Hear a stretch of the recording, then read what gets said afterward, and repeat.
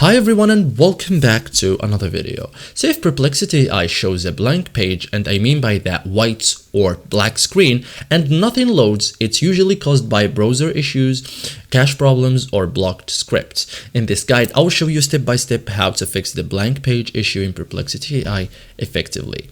So first thing you can do is refresh the page. So just press reload. And if you are using a mobile phone, you can just reopen the app. So close the app and reopen it. This is a quick fix, okay? You can otherwise check internet connection, so make sure you have a stable internet or stable mobile data. Try switching networks, okay? And avoid loading failures, okay? You can also try incognito mode to open new incognito window, okay?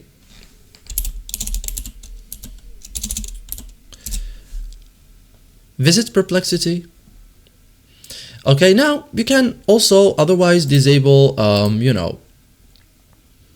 ad blockers, okay, script blockers, and after that, reload the page, okay, because scripts must load correctly.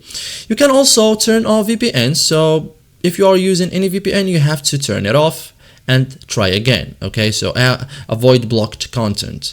You can also update browser or app, so install latest version if you are using mobile phone, okay?